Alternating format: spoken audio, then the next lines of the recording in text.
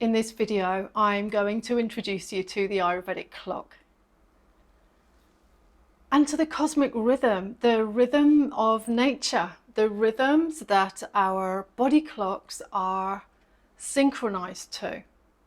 The daily rhythms, the monthly rhythms, the annual rhythms, and the time of life rhythms. Nature works through rhythms in time, and we are synchronized to nature. We are synchronized to these rhythms. And so when we go against these rhythms, when we don't notice these fluctuations, or we work against these fluctuations and these rhythms, then we start to suffer. And when we start to recognize these rhythms and allow ourselves to flow with them, we really do start to thrive. Starting with the daily rhythm, the circadian rhythm, the day-night, light-dark cycle that we pass through every 24 hours. This is the rhythm that we'll be working on first of all in Thrive for Life.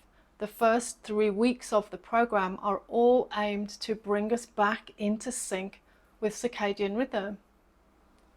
This is why we pay particular attention to sleep and digestion in the first 3 weeks.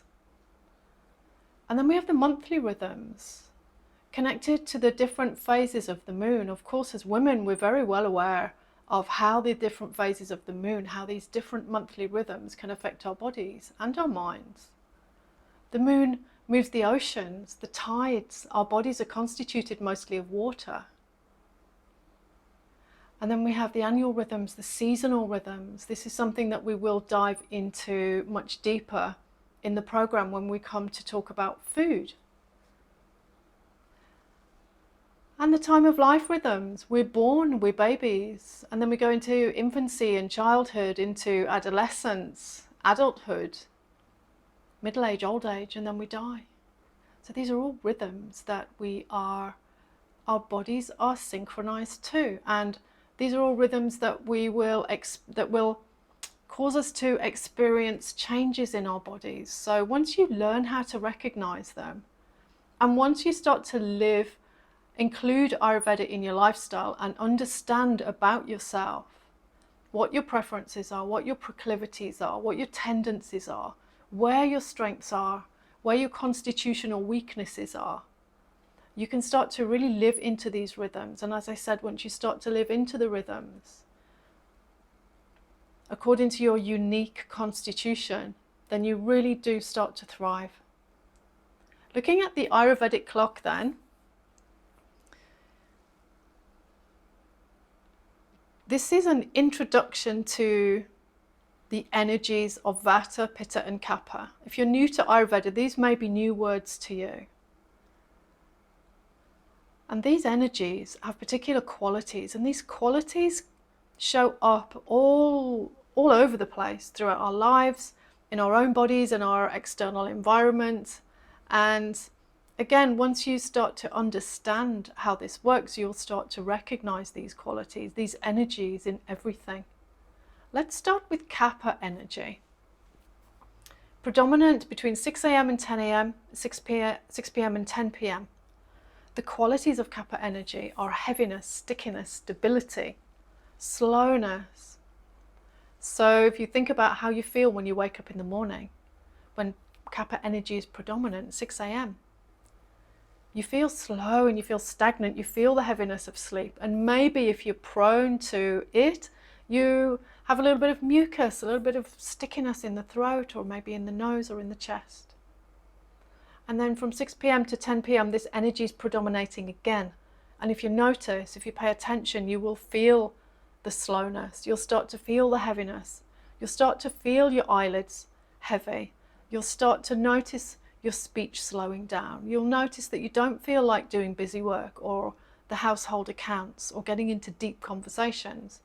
You feel like slowing down, sitting on the sofa, connecting with your loved ones. And then we move to the Pitta time of day.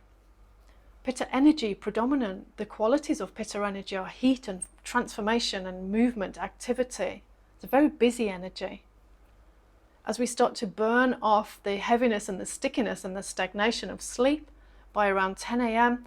up until 2 p.m, it's a great time to get your busy work done. Midday is the time that your digestive fire, your Jata Agni, is at its strongest, it's blazing. We're producing, releasing the most amount of bile and digestive enzymes to digest our food at this time of the day. The heat, the power of digestion is at its strongest during Pitta time, this time of day. And then in the evening, 10 p.m. to 2 a.m. There's a lot happening. The body is very busy, but we're asleep, so we don't really notice.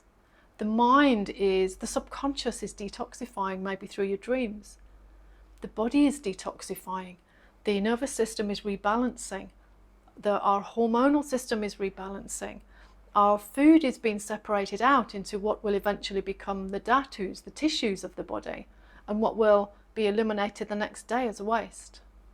This is why we should be wound down and in bed and ready for sleep by 10 p.m. because you don't want to miss the boat. And then we have Vata energy, a very light, ethereal, airy kind of energy, predominant between 2 a.m. and 6 a.m. People with a spiritual practice will often wake up before sunrise, this time before 6 a.m., maybe an hour and a half, maybe even earlier, to do their spiritual practices because they want to tap into that lightness, into that ethereal energy. You felt it yourself. If you've ever woken up before sunrise to go on a trip, you felt the lightness and the magic in the air at that time of the day. And then between 2 p.m. and 6 p.m. again, we have the kind of energy where we can feel creative. If you have creative work to do, this is a good time of the day to get that work done.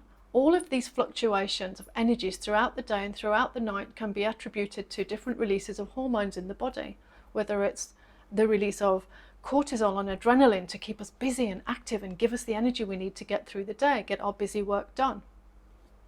Whether it's melatonin to help us to feel relaxed, whether it's serotonin to make us feel light and connected.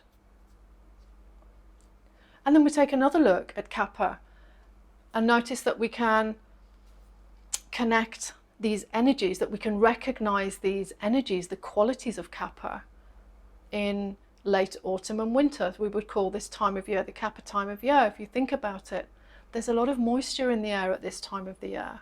There's a lot of moisture in the body at this time of year. It's a time of year where we can have a tendency towards snotty noses and chesty coughs. The word for mucus in Ayurveda is Kapha. And then we come to our Pitta energy, which predominates in the summer because it's associated with heat, fire, transformation, this burning heat of summer.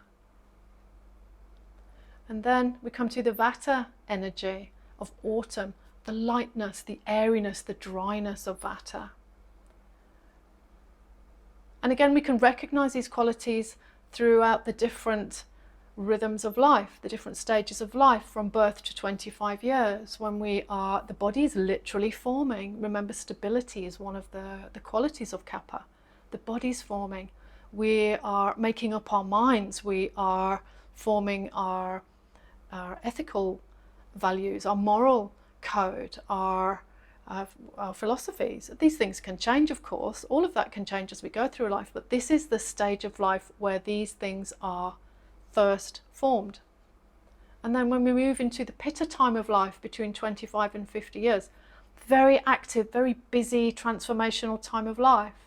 This may be the time of life where we buy a home, we find a life partner, maybe we get married, maybe we have kids. The time of life where we're climbing the career ladder, if that's what we choose to do. It's the time of life where we're busy accumulating stuff, the things that we need to keep us happy and safe and secure at this time in our lives. And then we step into the next phase of life, the Vata stage of life, from 50 years onwards. As women, if we've gone into menopause naturally, we'll probably be in perimenopause by now. And as I said, this is an ethereal time of life. It is the time of life where we start to ask ourselves the deeper questions. Why are we here? What's life all about? What's the purpose of life? And we start thinking more about our mortality and what happens after that.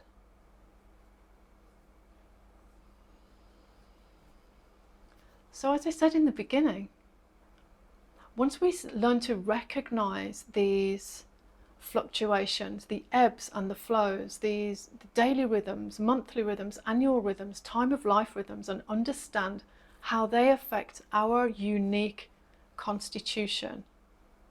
And we start to prepare for them. We start to allow ourselves to flow with them rather than against them. We really do know what it feels like to thrive.